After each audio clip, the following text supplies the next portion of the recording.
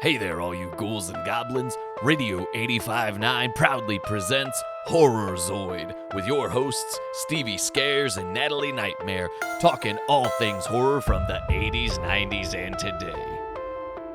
Today's episode is brought to you by Fridge Monster Part 9, Freezer Burn. Just when you thought it was safe to go back into the freezer, Fridge Monster Part 9 opens everywhere this weekend.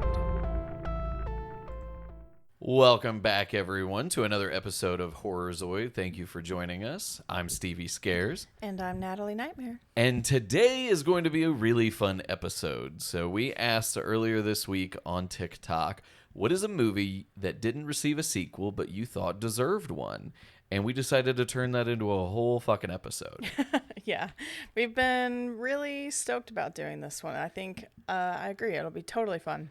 Yes, and want to give credit where credit's due. We actually were inspired to do this kind of concept by a fellow TikTok horror enthusiast who goes by the screen name Slasher Reviews. Yes. He's insanely entertaining and really offers some interesting points of view, and he tries to have fun with horror movies, which is what horror is supposed to be. It's not supposed to be stuck up and, rigid. It's supposed to be fun and loose, and Yes. I think we all share that mentality. So thank you, Slasher Reviews, for the inspiration behind this concept. 100%. And you have to go check out his channel. Check out the video where he does like 13 sequels for Malignant. Right. And he gives a title and kind of an idea about it, what the movie would be about. And it's just such a funny fucking movie. And it sparked the conversation for us. It really did. So, what movie deserved a sequel that never got one? And then, again, in this video by Slasher Reviews that inspired us, he laid out an entire franchise based on a movie he thought deserved a sequel, Malignant. And it's incredibly entertaining. Again, go watch the video. But what we're going to do is we're going to do the same thing. Natalie Nightmare and I have each picked a movie that we love, that we adore, that we think there should be a sequel and franchise, and there's just potential for all of that. I have selected Dead Silence. Natalie Nightmare has selected Upgrade, the Lee Wanell 2018 sci-fi hit. That will be what Natalie Nightmare is presenting today, but we're going to start with me, and I'm going to give you my idea of where Dead Silence could have gone in a franchise. Mary Shaw could have done so much, and I just believe there was so much potential there to do more. But before we get into that, normal housekeeping notes. Leave us a review wherever you listen to this podcast, whether it's Google, Apple, Amazon, doesn't matter. Let us know what you're thinking. Let us know if you are having fun with the show. Let us know if you're not having fun with the show. We can change up some stuff. We're not stuck in our ways. right? Yeah, And we're always up for ideas. Yeah, we're always up for a good time. And one other thing we mentioned last week, we kind of dropped some news. We are working on a Patreon. It is not up and running yet, but we will let you know. We will keep you posted on when that's going. But we want to know what you think some ideas should be that we could implement into this Patreon. Yeah, what more would you want from us? Yeah. We would love to dish out the content. Obviously, that's part of what we've been working on before we get this pushed out at the beginning of the year. But yeah, if there's something you're looking for content-wise from us, let us know. Yeah, we're on TikTok at HorrorZoidPod. We're on Instagram at HorrorZoidPod. And, of course, HorrorZoidPod@gmail.com. Let us know. Any ideas that you think you'd love to see, that's what we're after. Anybody who's going to be willing to give us the money on Patreon to support us, Yeah. we want to do what you want to see. So if you're And willing we'll to give do you that, some goodies in the process. Oh, yeah, absolutely. We definitely have some good stuff in the work. Yes. But we'd love to hear your ideas, so email us or drop us a message on any of those platforms. So without further ado, we're going to get into my film that I think deserves a franchise, Dead Silence. I feel like every year this movie becomes more and more in the cult classic. I love this movie. For those of you who are not aware, back in 2007, 2006, a movie dropped called Dead Silence. It was from the guys who made the Saw movies, James Wan, and written by Lee Wanell. So two greats in the horror world went on to do the Insidious franchise, and Lee Wanell did The Invisible Man, and James Wan did Aquaman. So they're megastars, of course.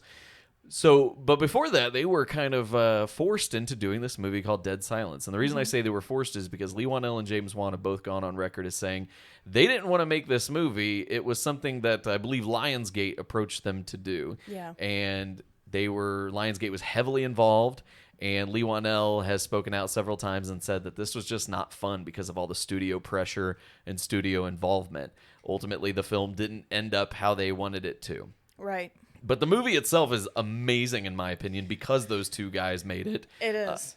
It's about a guy who his wife is murdered after receiving a ventriloquist dummy from somebody in their old hometown. So after his wife is murdered by this, the only suspect is a ventriloquist dummy.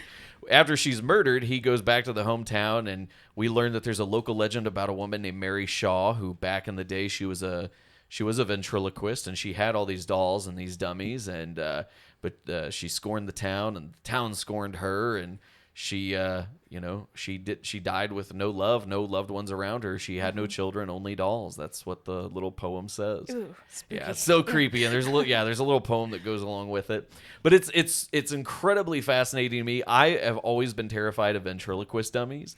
Really? See, I feel like this is one of those you really hate them or you don't. Like, they've never really bothered me. Like, sure, there's some that are creepy, but my sister growing up was terrified. Like Slappy from Goosebumps, total nightmare fuel. And maybe that's what scared the shit out of you as a kid. I too. think that's where it started, with Slappy from Goosebumps. That was one of the most terrifying Goosebumps books, episodes on the TV show that I've ever seen. So ventriloquist dummies are a big trigger point for me. Like, I am always scared by ventriloquist dummies.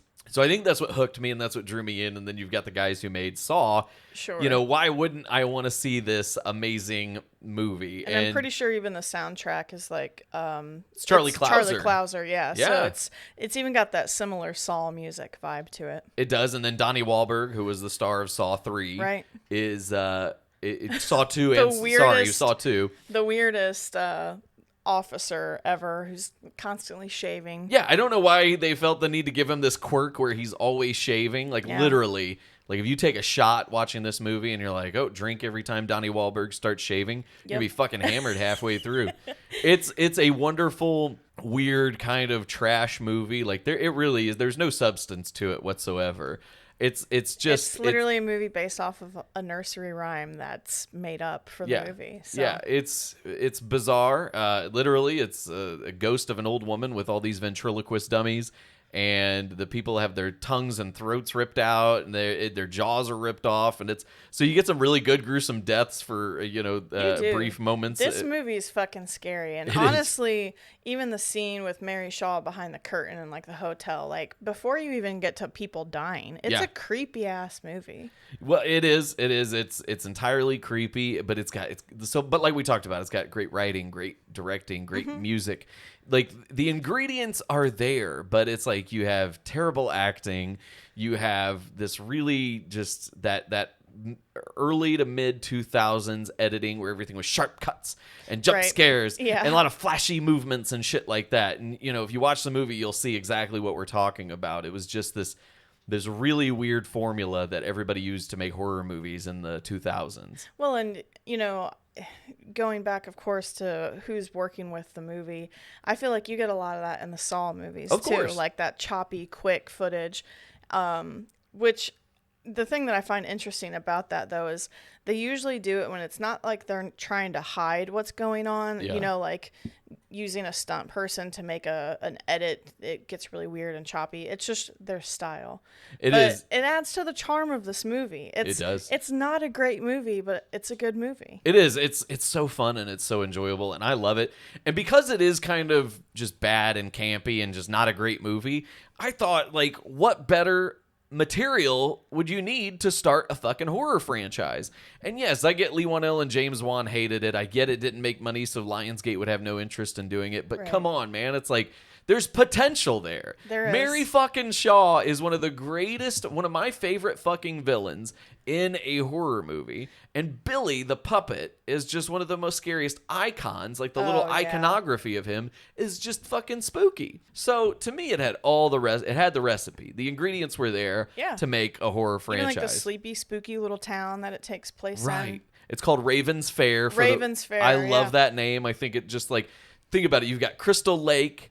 You've got Elm Street, Ravens Fair. It fits it fits the criteria. And I mean, you look at all like the big You mentioned Nightmare on Elm Street and Jason and stuff, but like I want to see Mary Shaw as like the big bad who's right? constantly changing, because the thing is, when you watch Dead Silence, there's like the room towards the end where you see the huge wall with the glass cases and all of the dolls, and they're realizing that her soul can jump between all of them and trying to destroy all of them.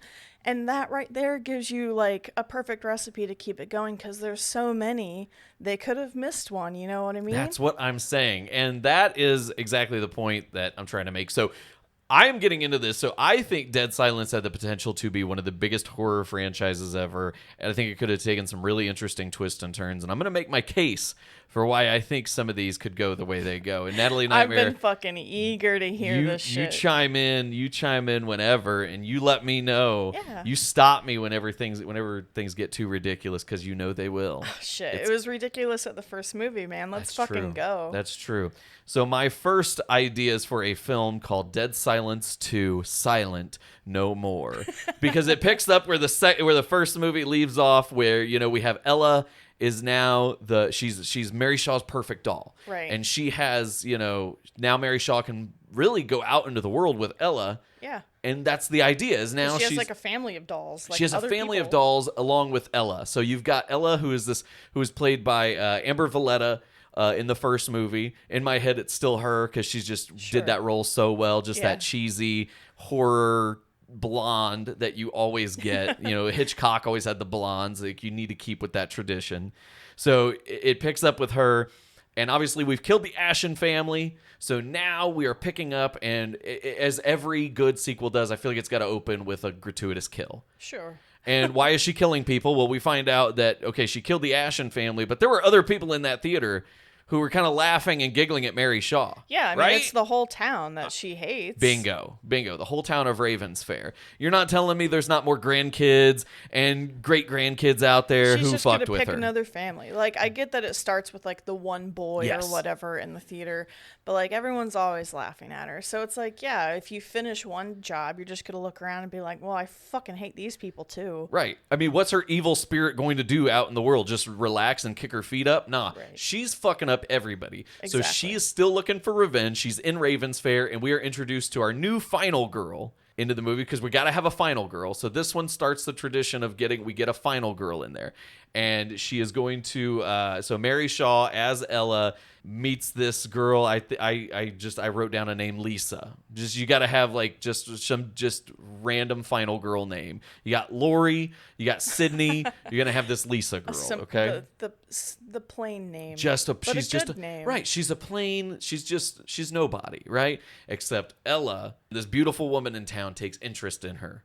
After the death of her husband and her stepson, she has now taken interest in this Lisa. But why? Why is she interested in Lisa? Well, I'll fucking tell you why. Because Mary Shaw is now after Lisa and her family. So Lisa is now the last remaining family member in her chain. Okay, so now she's just going down the line, just killing all these families, and now she's after this girl. It's an easy way to do a sequel. Right. So we have this game of cat and mouse the whole time between Ella and Lisa.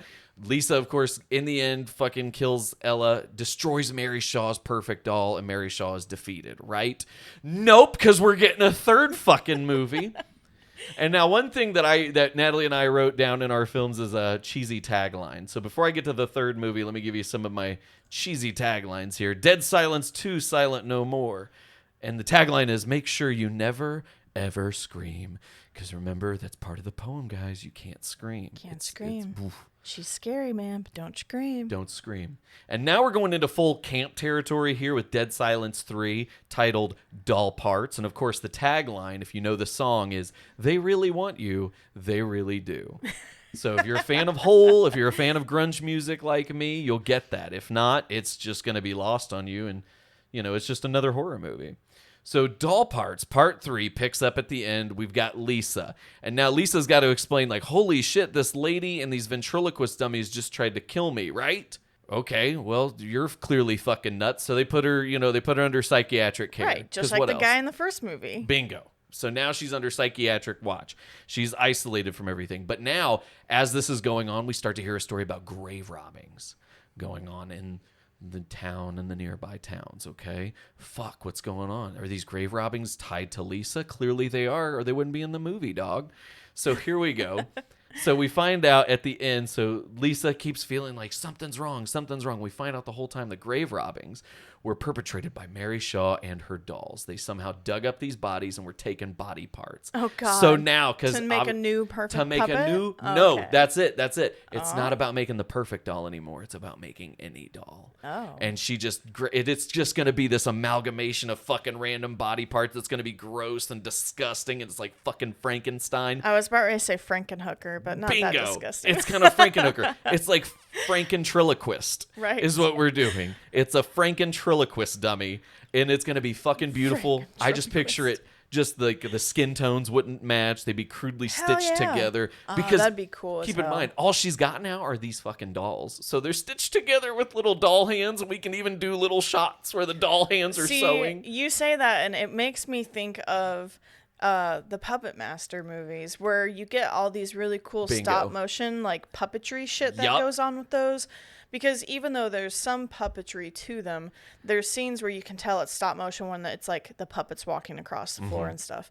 Like seeing that, or like the scenes from the original Child's Play, where you Yes. just see the little Chucky doll hands moving around. That would be sick. That's where I'm imagining this would go. We just go all into right. full camp territory here. I'm here for your trilogy so far. Yes, so that's where it's so doll parts, and then of course, if she can't build the perfect doll, she builds any doll. Lisa obviously fucking just disintegrates this thing, but she sets fire to the theater. I can't pronounce the name of the theater. I had to look it up. It's like Guinal Theater that all this Yes, takes place yes. in. So she burns down the fucking theater because clearly this is where Mary Shaw has set up shop. So our trilogy, it looks like it ends. Lisa walks away. She burns down the house. And in my head, this is where the perfect point where it's like, all right, after this, it had to be like straight to DVD or straight to Yes. video on demand or Vudu or whatever the fuck you watch. Dead Silence 4. We've opened up. It's a new story because, like, obviously we're not going to be able to get the same actors. It's not even going to be the same team. It's just all changed, right? So Dead Silence 4, The Revenge of Mary Shaw. She's been gone for a few years. We thought she was destroyed because the theater, because the dolls, because everything's gone, right? No, wrong. Mary Shaw still lives on. Because why wouldn't she? You've thought this through very fucking well, Oh, Stevie. I'm telling you, this would be huge. So basically, like, the town of Ravensfair is just in shit now, right? Like, nothing's going well. Like, they've had to fight this bitch 3 times now. It's like things aren't going well for this town. As we saw in the first movie, things ain't going so good. Right. And then that 3 movies later, things still ain't good. So what do?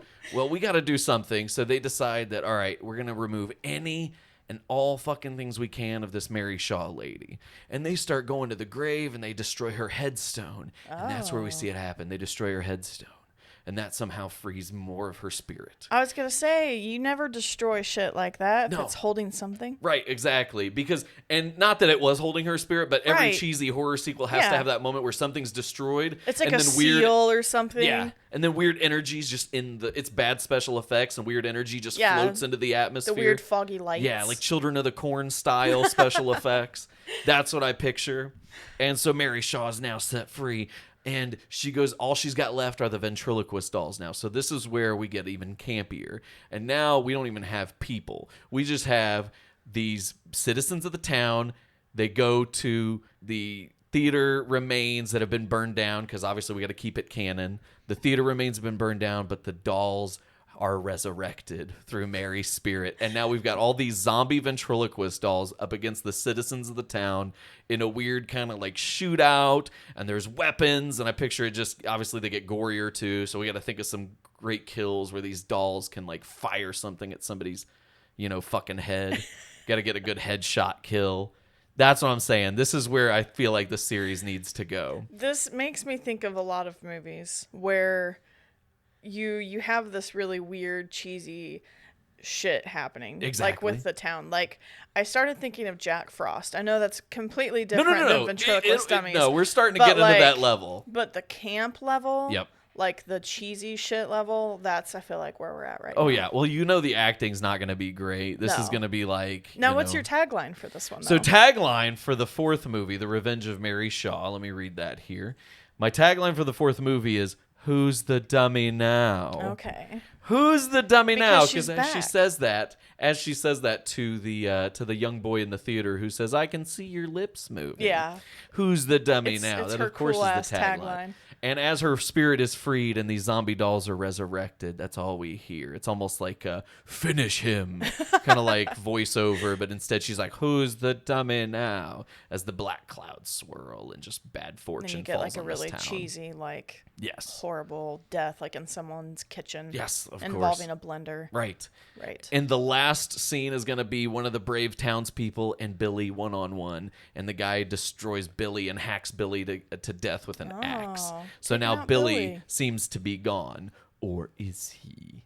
The next one is Dead Silence 5, The Final Stitch. Because it's 5? Dead Silence 5, The Final Stitch. Now, it's called The Final Stitch, but we'll get into that later. There's still a few more movies in the series. Oh my god. So, but they always have to have that one where it looks like it's over, right? Of course. But then they keep bringing it back because there's Right. money. So the final stitch. The final stitch is so the guy who takes down Billy at the end of the movie, now he's running for mayor of the town because now they can rebuild the town, right? Yay, we rebuild the town. Nope, fucking wrong. Mary Shaw's going to put a stop to that. So hero from the last movie is killed a la Alice, Friday the 13th, part 2. You know, we can't have our final person live too long. We got to kill him off right away. So we do. And then he's running for mayor of the town. Last person to see him is his campaign manager. Campaign manager is now framed for the murder. But really, it's a ventriloquist doll that killed him. And now the campaign manager has to fight to clear his name and prove that ventriloquist dummies killed the guy from the first movie. Can we please have a little scene where it's like just the shot of the feet and it's little dummy feet running across the tile floor? That's the best part about all these movies is now we're getting into that territory where it's just like shitty special effects where it's like, you know, clicking against the floor and just like little bad laughter like that's what we're getting into now. Of course, at the end of it, he finds a way, like I picture maybe it gets into like witchcraft. He finds a spell book and he finds a way to vanquish Mary Shaw. Oh, okay. And that's how we end the movie. He finally puts her away once and for all. Until we get to one of my personal favorites. This is Dead Silence 6. But it's not Dead Silence 6. It's Dead Silence, Deep 6. Okay. The phrase Deep 6 means for something to be eliminated. We thought the series was eliminated, but it has not. It lives. And what better way to bring it back than to take it to fucking space? I knew it. This is the sequel. This is the 6th movie. Name one good 6th movie in any franchise. This is where it all good reaches campy peak horror likes to go camp. to space. Hellraiser did it. Leprechaun did it. Every time someone reminds me that Hellraiser went to space, I have to really think and remember, because like I know the movie, but it's still like Hellraiser going to space is the most absurd thing to me. It's super absurd, but it happened. It does. So now at this point, every sequel can go to space. Any Right. franchise can go to space. So Jason went to space. How can we forget Jason X? Every Jason horror X. franchise has gone to space. Yes. So, of course, Mary Shaw's going to space because there's astronauts. They go up into space and they find somehow a ventriloquist dummy is on the spaceship with them. And that doll has the soul of Mary Shaw. Oh my god. It lives in one of her dolls. How did she come back? We don't know. We don't need those explanations. It's not No. that kind of movie. She's we just don't. there. You're not It's getting all right. answers. You're just getting action. And of course, people are getting killed in this spaceship. Why is NASA not responding? I'm glad you asked. That's why the title is Deep 6, because after the astronauts are sent into space, for some reason, the head honcho in charge at NASA that decided to send them into space decides to Deep 6 and eliminate the space mission mid-flight. Fuck them astronauts is what he said. So the astronauts have So no you- support it as sounds they're like just you've getting got some killed good off. cheesy drama going on for the movie. Good then. cheesy drama. Like the captain's like, I just can't get a hold of them. It's Like really damn badly. it, why? Now, Try please. again. Okay, so being in space, you have to have the best tagline because it's a space movie. Oh, I do have the best tagline. So the tagline for Deep 6 is, in space, no one can hear you scream because it's dead silent. Can you picture that? Can you picture the Oh my trailer? God. Just Yeah. seeing a ventriloquist dummy killing people in space? It's perfect, man. These astronauts dead. And of course, we get somebody, you know, I imagine somebody will save the day and it crashes back into space and we find out it's actually the future. like some shit. It always ends. It's course. always the future. Right. So we Always find some out how to weird take it shit. into the future, and now Mary Shaw is existing in like the year 2458. Cool. I'm gonna bring it back down to earth. Bring it back. We got 2 more movies here. Dead Silence 7. Billy's back. The tagline is "You're never too old for dolls." So of course we're like, what happened to Billy? Didn't he get hacked to death in the 4th movie? Wrong. No, he did get hacked. Walla's right here, you fucking Brussels sprout. He did get hacked to death, but he is found by a vagrant. There's always a good vagrant running around in these horror movies. He picks up Billy, and turns out he's an accomplished woodworker. And he can rebuild Billy, and he fucking does. He fucking rebuilds Billy, and guess what? The minute he completes Billy and puts the last little bit of paint on him, Mary Shaw finds him, and she's back in him, and she's controlling Billy, and Billy's working with Mary Shaw again, and he kills the vagrant. Of course. And then somehow he ends up at a yard sale, and a family asks like, "Oh, we'd like to buy this. How much?" Like, "Oh, I don't know where that came from." You know, that whole interaction. Lovely trope. Yeah, one of my favorites. Yeah. If you've seen a Full Moon Studios movie, you've seen that. It happens. So, yes, then we have, so he's picked up by this family. This family takes him home. All of a sudden, weird shit starts happening. Who do you blame it on? Well, the fucking kid who wanted the weird doll. You start blaming it on them. And kind of Andy from Child's Play type. We're stealing a little bit here, but that's okay. Because it's the 7th fucking movie. And, of course, at the end of it, these kids... Billy convinces them to play Ouija and use a spirit board. So they get the spirit board and they summon the soul of Mary Shaw, and that's how she's back again in Earth, not just in Billy.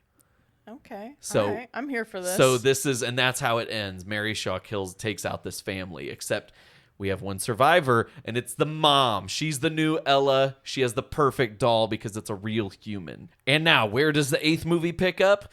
Nowhere relevant to where the 7th movie ended, because that's how these movies go. None of the films have any correlation to one another. So we pick up Dead Silence 8. What's the title? Dead Silence 8 Curtains.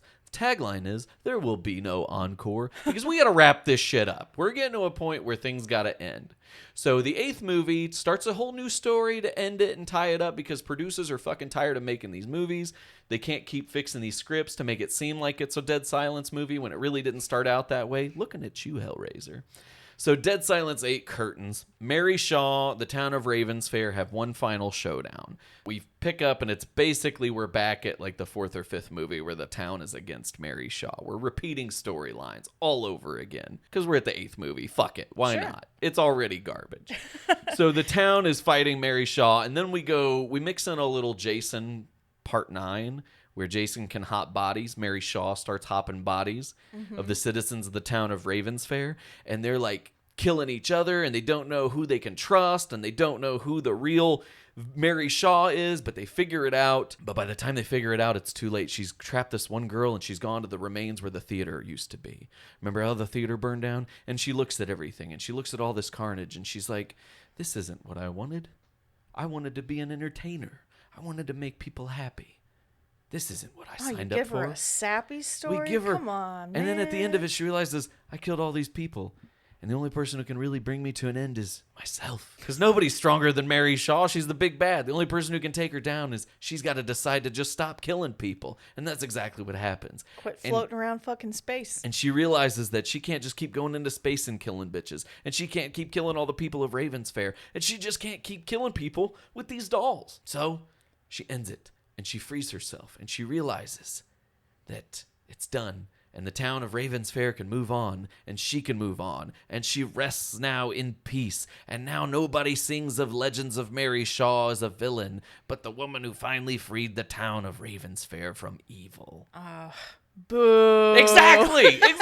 That's it. That's the point. It's a shitty ending to a series that everybody Can't stuck make with her for so long. good. Yes. That is the only, where the fuck else do you go with it? You can't have somebody just kill her. We've seen that already. Of course. So we had to go somewhere different. Who stops her? She stops herself. Imagine if Freddy just quit dreaming. Well, Freddy's not going to quit dreaming. But we got to stop making these fucking movies about these puppets and this old lady. We got to stop. This movie, Bravo, Stevie. Thank you. For your thorough ideas. The fact that you made fucking 8 of them. with taglines is pretty impressive. I think this has potential, and if somebody wants to throw money at me from Lionsgate to make these movies, I say let's get it started. It does. Not every series has to be the best series, you know what I mean? And I feel like a lot of horror fans really eat up all of the campy shit. Like, we've heard a lot of discussions about, is Halloween Ends really bad, or is Resurrection really bad? Or is Halloween 2 by Rob Zombie the worst? Like, there's always this discussion. And like I said, like, that's kind of where I'm going here. It's like, that's kind of what I'm going after. Yeah. I think this could be one of those series where people are like, oh man, the best movie in the series is this one. No, but really the best movie is this one. Oh, but then they had this director and it sucked, you know? And it's like, exactly. That's where I think that's the kind of series I want to see. But there's that really good kill in this movie that makes it fucking awesome. Yeah. And then for some reason, this one was actually really good, even though you'd think her going to space would suck. I mean, you look at all of our Friday the 13th as a whole. Yeah. Just goes fucking bonkers. You know, like, you could have a Mary Shaw Goes to Manhattan. Like, how many movies? Like, even fucking Jurassic Park took that shit to fucking New York. They did. It's like every series gets a little ridiculous, as they should. Right. It's like, that's why when people are complaining about Michael Myers movies, I'm like, you can't complain about that. What is he supposed to do in 10 movies? I mean, there's only so many ways you can kill people. You got to get creative with it. And Michael needs to go to space next. I hope so. I fucking Honestly, hope so. It's got to be the next movie. So yes, that was my pitch for 8 Dead Silence movies. And I think that would be that. I'd love to see it. Now, again, Natalie Nightmare picked a completely different kind of movie to go with. Mine was like straight up campy horror. Natalie Nightmare is going with sci-fi horror. I went with the solid trilogy concept here, where I want it to be a good trilogy. I want everyone to love all of these movies.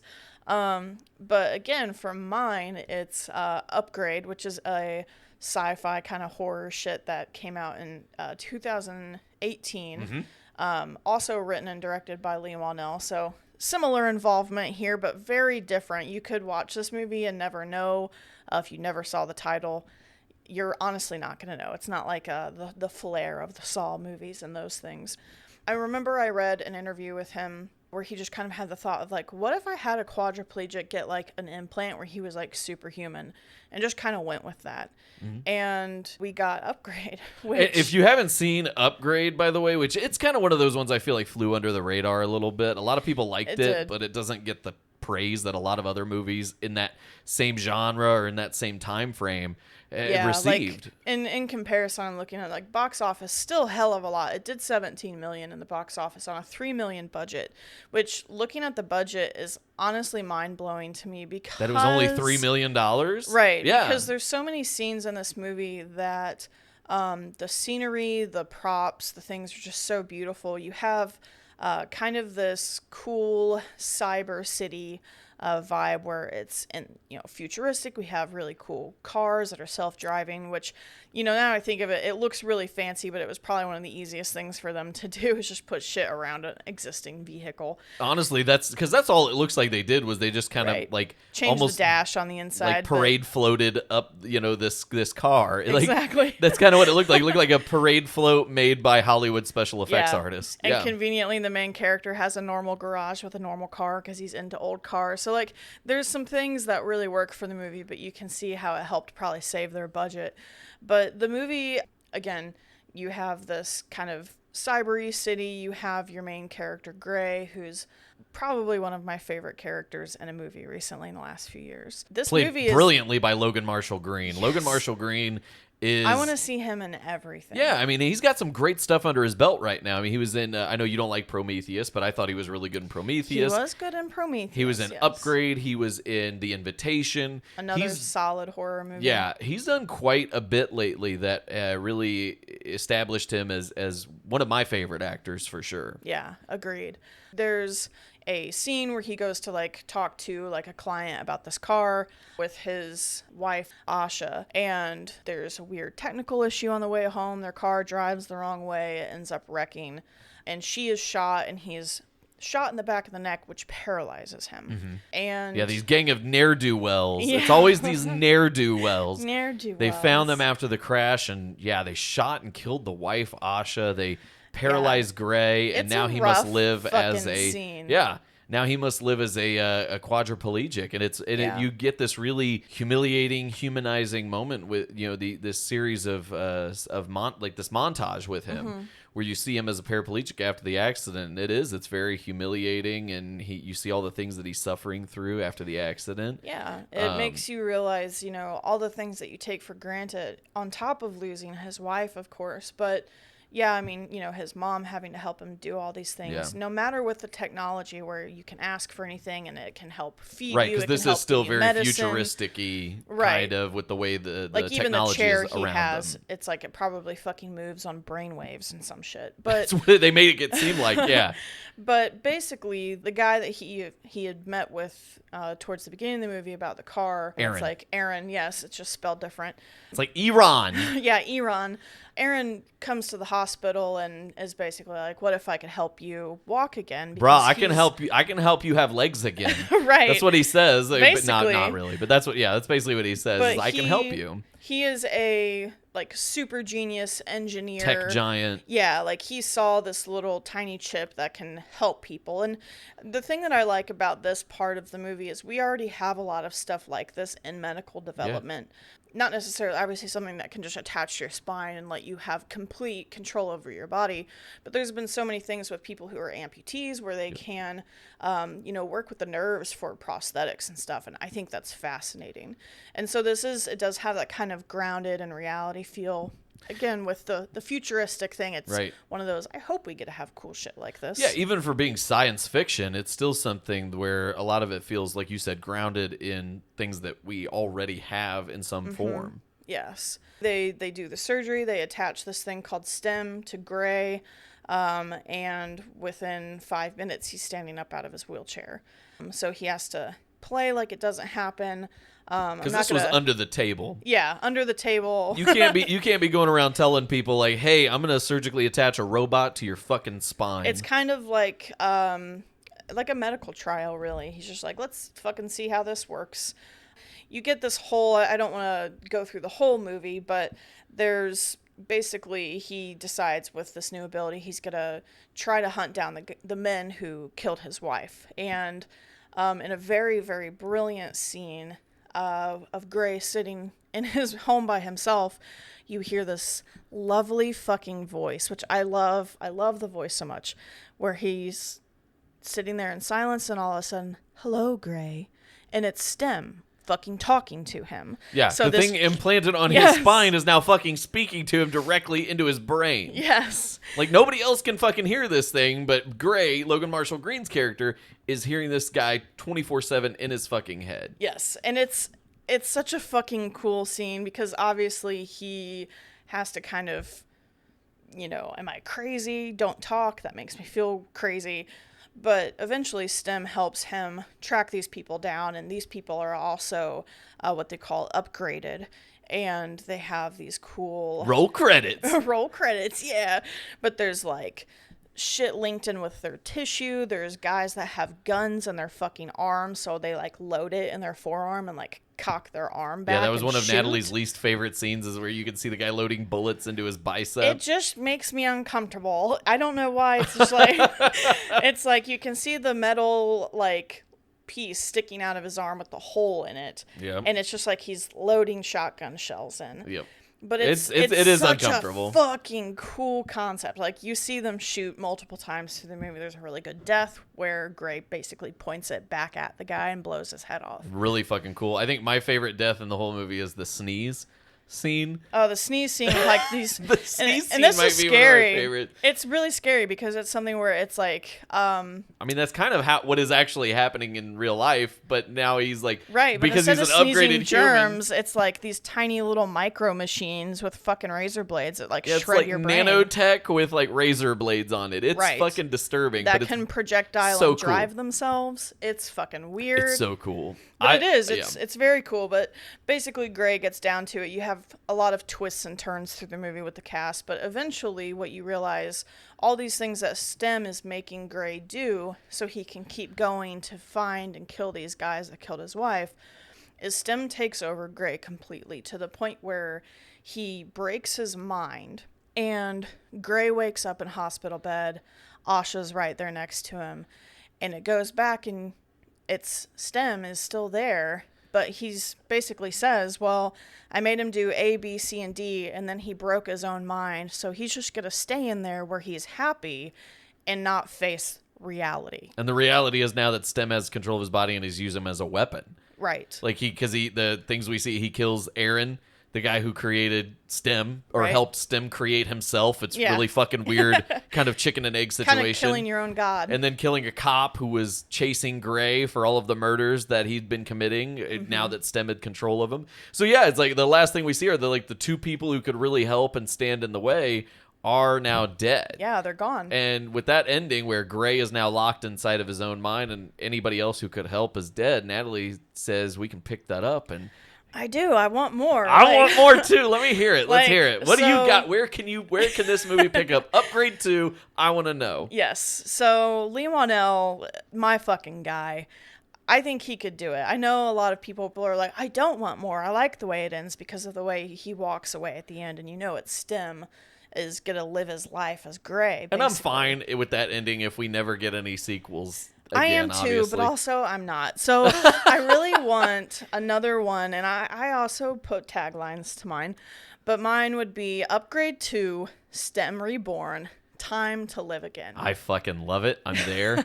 I have front row fucking tickets. If it's not in 3D, I'm going to be very disappointed. So obviously, he wants this humanity because Gray is an unaltered human in Upgrade. He doesn't have anything other than Stem. Right. That's a good point. He didn't pursue any altered humans. He Right. pursued somebody who is completely devoid of any of that Yeah, technology. there's nothing, not even a fucking microchip in this It's guy. almost like he wanted a blank slate. Right. Very interesting point. He's a pure human. It's kind of a weird thought, but Yep.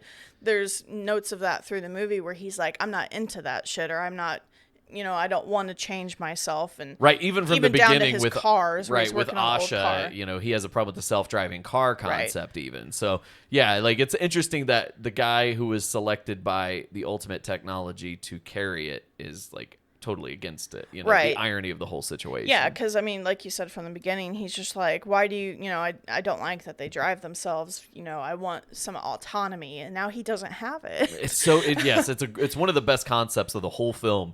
Trust me, like you watch Upgrade over and over and over, and every time it's like you just acknowledge something a little bit different about your own humanity. Right. That's why I love it. But with the idea of him walking out of the room at the end of the movie, I want to know what Stem does next. Like, is he going to try to live like a normal fucking human? Yeah. Like, there's dead people in basements everywhere. Like, there's drones everywhere. You're going to be identified as Gray. Right. He like, just you're gonna killed be a on the police run. officer, So, like, did we get a cool, like, Blade Runner type movie where he's running from the cops? Oh, fuck. Okay. Okay. Like, there's so many ideas, but what I wanted to kind of go for with as much technology and monitoring that is in Upgrade, I want him to be hunted down by the other men that were in the military who were upgraded that were friends with Fisk, which is one of the guys that he killed in the first movie. Right, and because you get the vibe that it's Fisk and it's his gang, but they tell you that these upgraded humans were part of a military experiment.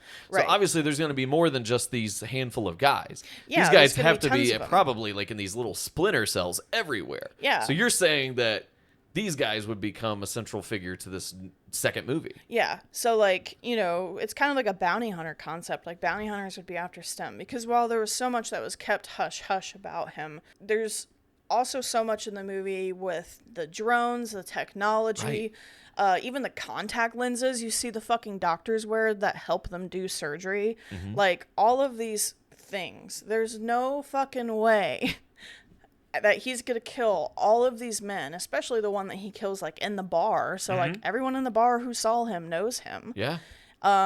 And they're not gonna know that his mind was broken and it's Stem. Right. They're going after Gray because Right. that's for all intents and purposes who they know. Yeah, him, the identity, that person, the way he looks. Right.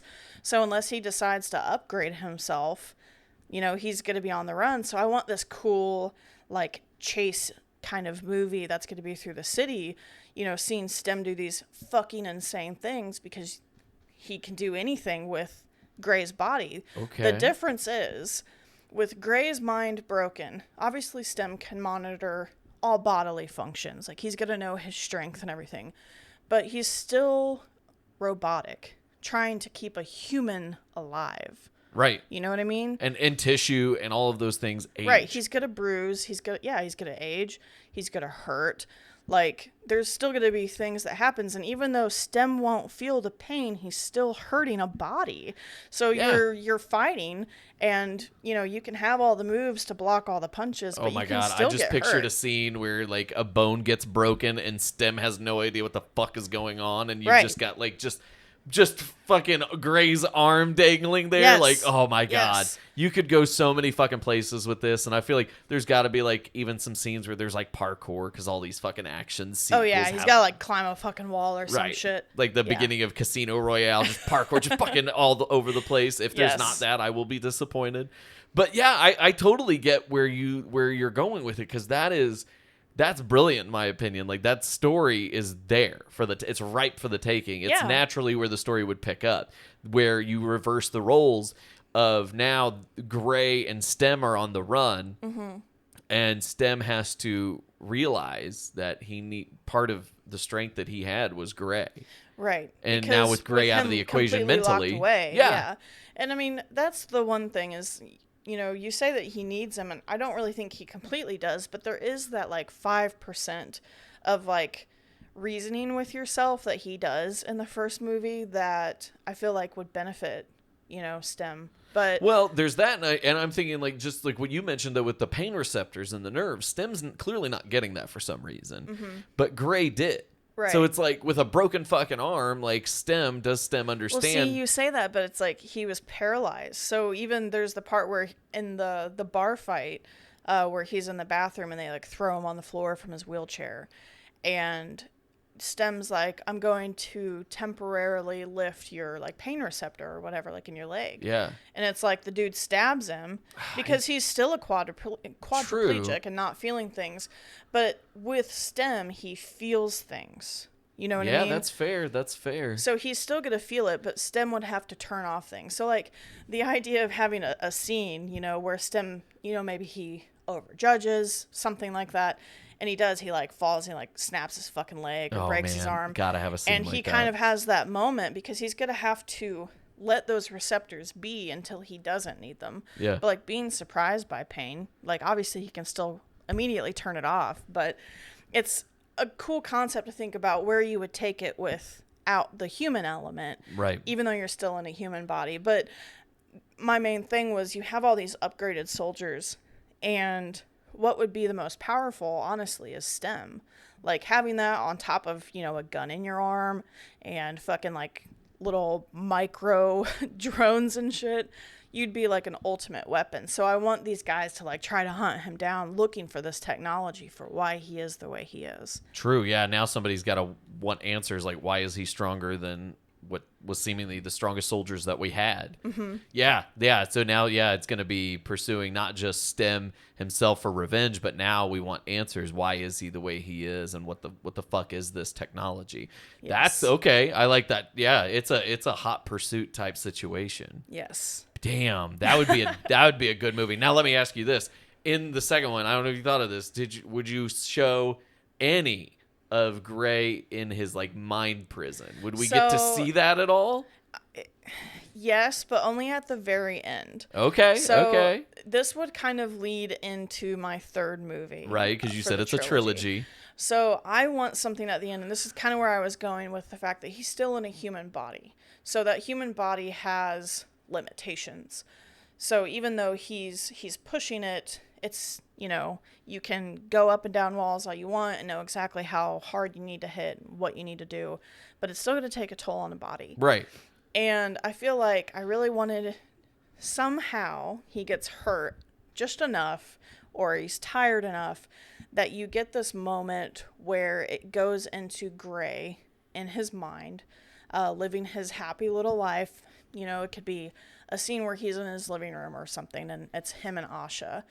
And because that's his fantasy, he's living out his world as a dream. And something happens. You don't give them kids. Like, no, that would be kids. so fucking hard to watch, like him ripped away from fucking kids. Because obviously, awful. like I know where you're going with this. I get it, but it's like you can't. Oh right, God. No, I didn't think about kids. I don't see Gray hard, as a kid man. guy. But so what I want is something to happen to where you see him in the reality and all of a sudden there's like almost a glitch and he sees a moment of him in his real body and of his real life seeing what Stem is seeing, but through his eyes. Because the body is weak. Right, exactly. Yeah. And I want that to be kind of like a little tease that goes into my third movie, which I did not give a tagline, but I'm going to call it Upgraded Awake. Oh, fuck. So this anything is going awake to be... or awakening in the title, you know shit is about to get real. So I want this movie to start with Gray starting to wake up because something is happening to Stem's body, which is Gray's body, that is kind of breaking down that barrier that he's put himself in inside of his mind. And they want to extract Stem from his body as well. So his dreamscape begins, it kind of starts to clash again with Stem. So there's these random scenes where it's Stem running through a city and he starts to see what Gray is seeing and Gray starts to see what Stem is seeing. Oh, yes. Because they're still one entity. Yeah, they're still linked together. It's just two minds. Just because Stem was able to bury Gray's mental state for a while, he can't do it forever. Right, exactly. I want him to start to realize that he can manipulate his dreams and his memories start to come back. Oh, shit. So he, in his dream world, starts to remember what happened to him in the real world. Yes. Before he got locked away, before his own mind broke. And with the fact that he's living in a dream, basically, that Stem's created. Stem saw all of those images. Mm-hmm. I mean, he was part of Gray. So anything Gray ever saw in his life, Stem knew. Yeah. So if Gray starts to understand that, he can start to pull his old memories in and use them as he needs. Oh, shit. So what I want... He's harnessing the power of his own mind. Literally working... Yes! Literally working inside his own mind. But I want him... because he remembers everything about Aaron, to meet Aaron again, because he doesn't know that he's actually was dead until he starts to see these, remember. Right. And he can bring it's Aaron. So this is, he's meeting Aaron in his, in the dream world, in the right? dream world. So he's replicating Aaron. Yes. Yes. So he is self-aware in his dream world that he's dreaming because of these glitches where he's seeing the things that Stem sees. So since he's using Stem's memories, he can dream of Aaron alive. And who knew how to build Stem? Aaron. Fuck. So because it was just Stem after all anyway. Exactly. Shit, I love that because that was like the big crux of the first movie was the chicken and egg situation of Aaron and Stem. Now you're using that as the main ammo for this third movie, and I fucking dig it. So he's the only one with the knowledge, knowing how to control. I mean, you see him try to stop him in the first movie. He's like putting in all the codes to shut the fucker down. Yeah.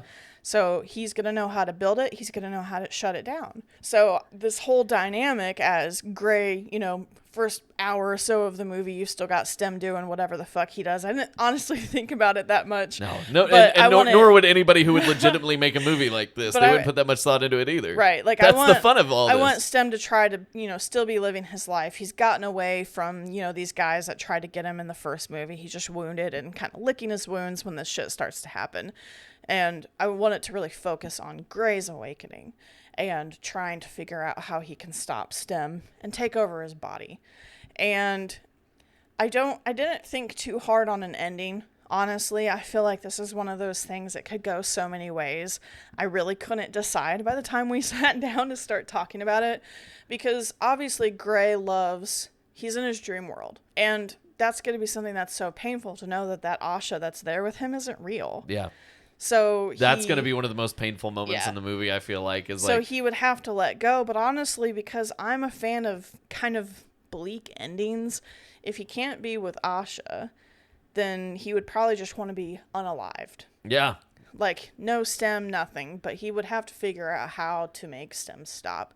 Because technically, Gray's body could I think killing himself would be oblivion. I think that would be the ending. Like, wouldn't that be the perfect ending? Is like, look, the only way to stop you is I just gotta because all he needs is his brain. Yeah, because that's what he was trying to do in the first place, at the end of the first movie. So he succeeds. He's like, it's not like it's not like being in that dream world made his outlook any more positive or happier. He Right. still wants to off himself to stop STEM. So yeah, ultimately, I think you're right. That would be a bleak, but at the same time, satisfying ending. Yeah, because I mean, there's nothing that he could do with the, Asha's gone. Like, there's Right. no way to bring her back. She's been gone for way too long at this point. Even in the first movie, it goes through like 6 months, I think, almost. Yeah, sounds about right.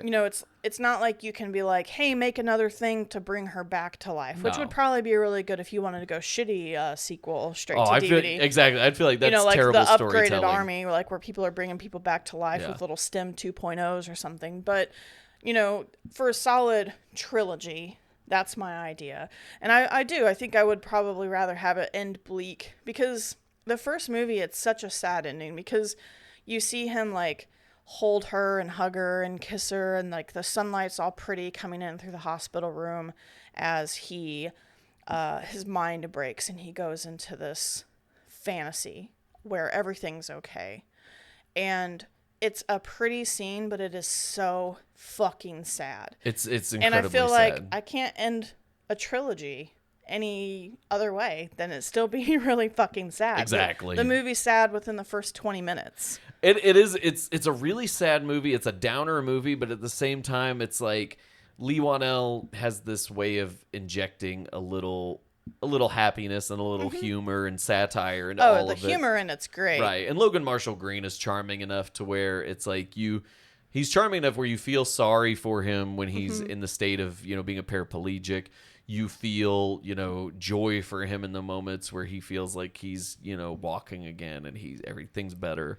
Yeah. So it's like you are on that journey with him. He's one of those actors that does it well, and Lee Wanell is one of those writers and directors that delivers his side well. And Yeah. you just end up with this great combination of this fucking movie that just blew my mind and it blew your mind. I think ending it with something like that does make sense. Yeah, Yeah. I 100% agree. Obviously this was just us having fun. And Yeah, I mean, it's stuff that I've thought about 1,000 times. I mean, it's about 4 years, a little over 4 years since this Yeah. movie came out. And we've watched it a handful of times within even the last 2 weeks. I think we watched it. And it's one of those that probably since the second time I watched it, I was like, man, I wonder if he's going to do more of this. it would be And- fun to see this continued, just like I think it Yeah. would be fun to see Dead Silence continued. But I love the movies that we picked because their sequels and ideas that we have are so different. Like, we picked them for different reasons. Like, we definitely want to do this again because there's other movies, I had to mull through to finally land on Upgrade.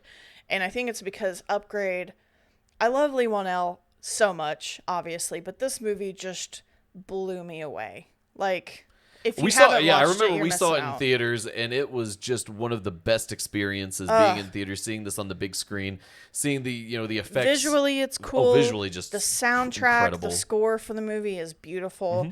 The way that you get a futuristic style without it feeling too over the top. Right, it's not Blade Runner-y, over the top, futuristic, hologrammy type shit. Yeah, there's no hologram ladies on the sides of buildings, and there's no lightsaber umbrellas and No. shit.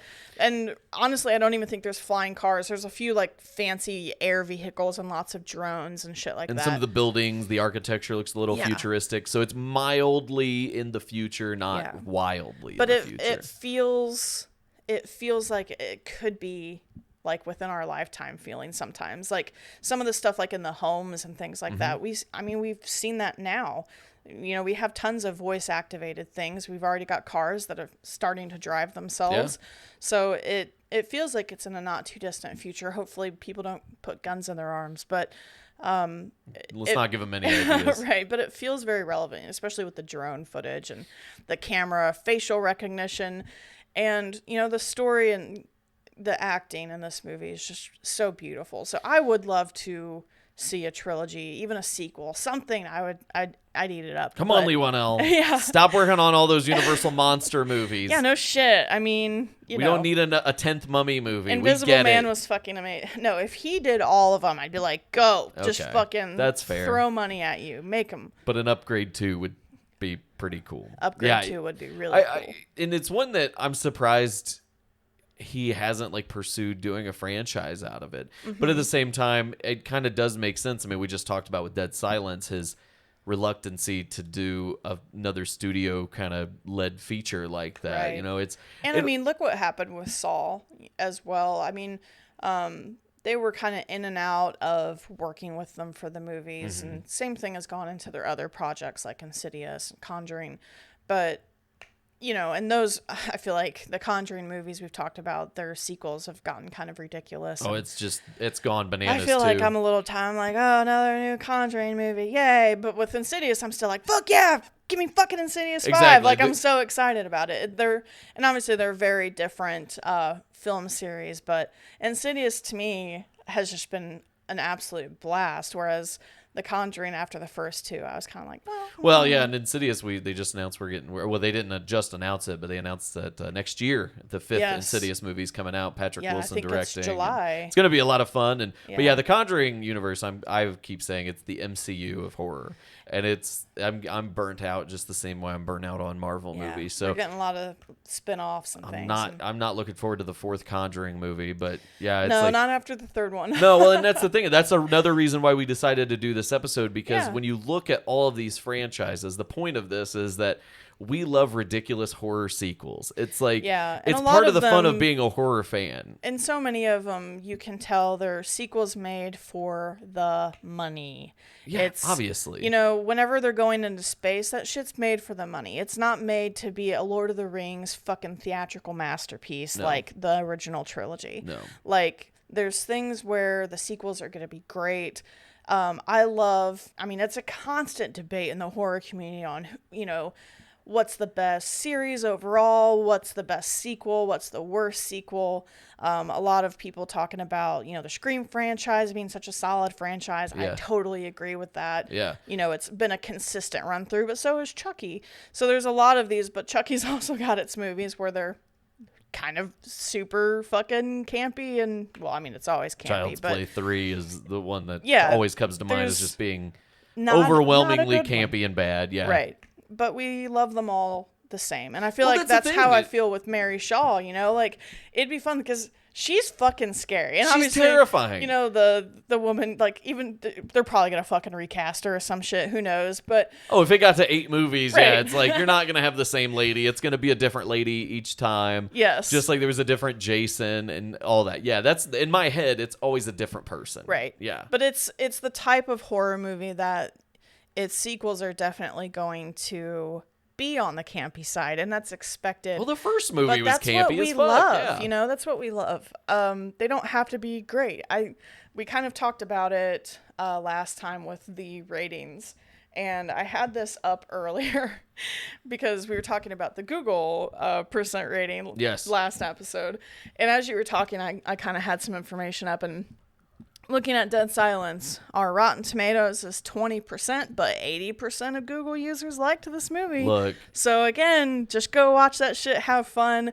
It gives you a cool little fucking nursery rhyme to fucking say to your kids. Just it sounds like a way to keep your children quiet, honestly, which is really creepy.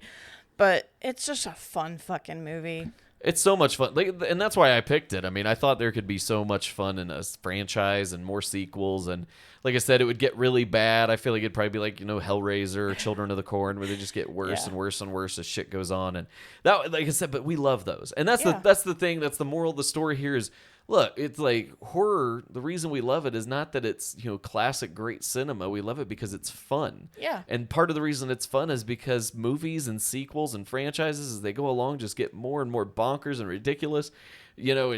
But sometimes they get really good, and you get some gems. Like I always look at Saw 6. Yeah. Saw 6 came I along like late Saw in the 6 a series lot, after yeah. 2 really bad fucking movies, and Saw 6 ended up being one of my favorites. Right, yeah. It's definitely one of those turnarounds. Yeah, and I think you know, Dead Silence could maybe have something like that. You know, it's Right. like that movie where it goes to space. Fuck it, yeah, let's do it. Go to Sure. space, and it ends up being gold like Jason X. Yeah, and the thing is, like, I hadn't seen Jason X in fucking years, and I think it was last year when we watched all of them and For we got one of the Friday the 13th. yes, and God, it's like the acting is so campy. It's like they just picked the most over-the-top actors ever. Soap But opera it's- actors. That's how you know it's going to be Yes. bad. If you're looking at an early 2000s or mid 2000s horror movie, you're like, is this going to be good? Look at the cast. If they've done soap operas, it will be total shit. But it'll be so fucking fun. It will be so much Like, fun. first off, the mask alone for Jason X is iconic. You get one of the best kills where he, like, dips the chick's head in, like, the liquid nitrogen. Yes, yeah. Shatters her face on the edge of the counter. You get some great sleeping bag kills in this one. Yeah. Oh, see, I love that fucking part where they Yeah. have, like, the weird hologram The shit. simulation of Yes. Camp Crystal Lake. It's great. And then it also has a David Cronenberg cameo in the beginning, which I always fucking forget about. Yeah. So it's like, yeah. But that's the thing. That's what these bad horror sequels bring to the table. That's why we need to see more of these. But they're It's like, fun. We all love them. Yes. I see so many people are like, oh, Jason X is my favorite sequel. Yeah, this is our campaign for more bad horror sequels. Yeah. Yes, I want to see Smile go to 5 or 6, 7 fucking movies where this thing looks I was completely saying- different than the first movie. Yeah. I want to see Barbarian 8, where whatever technology they're using instead of Airbnb has replaced it, and we're just doing the same shit over again with new technology. I want to see all of these bad sequels. I think it'd be a lot of fun. Yes, so that has been our episode on potential horror franchises and sequels. Let us know, what movies do you think deserve sequels? And we can talk about them on a future episode. This was just our first episode. We've got tons of these. There are tons of movies that should have been franchises. Absolutely. That It was didn't so get hard to just pick one, but we really wanted to flush out our ideas. We and do, and we want to do it again. So be please, creative and explore. we will. We'll get more creative. We'll explore more, but let us know. HorrorZoidPod@gmail.com. Let us know what movies you think deserve sequels. Let us know on TikTok. Let us know on Instagram. We love to hear all of it. So Yes. Thank you for listening. Thank you for tuning in this week. Remember to drop us a review and keep an eye out for Patreon. And on that note, guys, we'll leave you with this. Beware the stare of Mary Shaw. She had no children, only dolls. And if you see her in your dreams, Make sure you never, ever scream. Thank you for listening. Be sure to subscribe wherever you get your podcasts. New episodes drop every weekend. Follow us on TikTok @HorrorZoidPod and send emails to horrorzoidpod@gmail.com with your thoughts, questions, and stories for us to read on a future episode. To all our Zoids out there, stay scary.